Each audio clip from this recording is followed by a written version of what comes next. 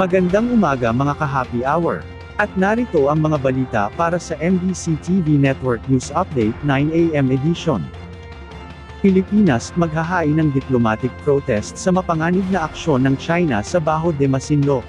Ating panuurin sa MBC TV Network News ni Karen Ouyong.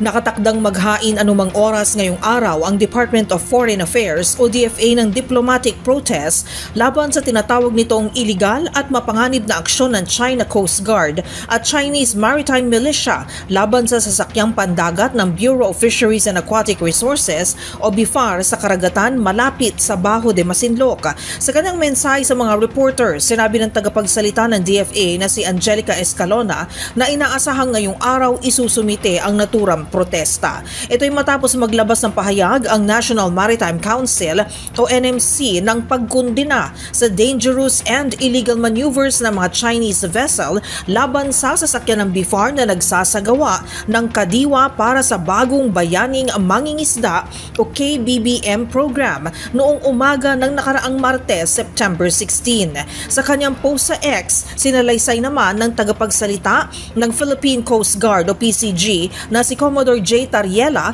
ang insidente kung saan tinangkang bugahan ng water cannon ang starboard side ng BRP Dato Gumbay Piang habang nagsasagawa ng misyong magdala ng tubig, pagkain at krudo para sa mga Pilipinong mangingisda sa karagatan sa paligid ng Baho de Masinloc. Dahil dito tinamaan ang starboard side ng BRP Dato Gumbay Piang na nagresulta sa pinsala sa naturang vessel tulad ng mga nagbagsakang salamin ng mga bintana sa bridge, partition sa cabin ng kapitan at short circuit na nakaapekto sa daloy ng kuryente sa mga outlets at aircon units ng sasakyang pandagat. Isa ring personnel ng BIFAR ang iniulat ni Tariela na nagtamo ng sugat sa sanhi umano ng mga nabasag na salamin dala ng water cannon.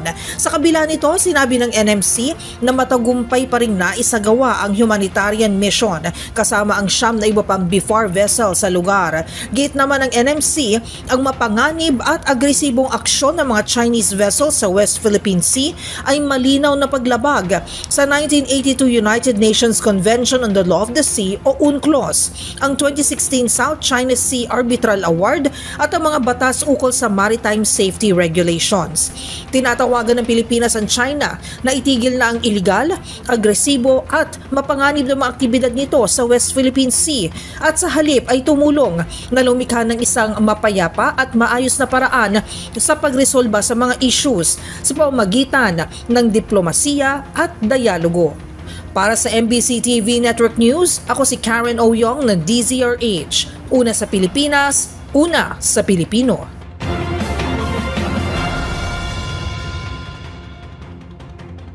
Samantala, mahigit 30,000 inaasahang dadalo sa trillion peso march. Aabot sa 30,000 na mga katao ang inaasahan lalahok sa trillion peso march sa EDSA ngayong linggo, September 21. Sinabi ni Caritas Philippines President Bishop Jose Colin Baga Foro na isinasapinal na nila ang paghahanda kasama ang mga lider ng simbahan, grupo ng mga mag-aaral at civic organization para sa anti-corruption protest. Sinabi ni Baga Foro na magsisimula ang programa sa Luneta o Rizal Park ang parada ng alas 9 ng umaga, bago magtutungo sa EDSA People Tower Monument sa lungsod ng Quezon pagdating naman ng hapon. Dagdag pa nito na maaring madagdagan pa ang nasabing bilang dahil may ilang mga grupo ang nagpahayag pakikipag-isa. At yan ang mga balita para sa MBC TV Network News Update 9 AM edition. Abangan ang mga susunod na balitaan mamaya para sa 10 AM edition.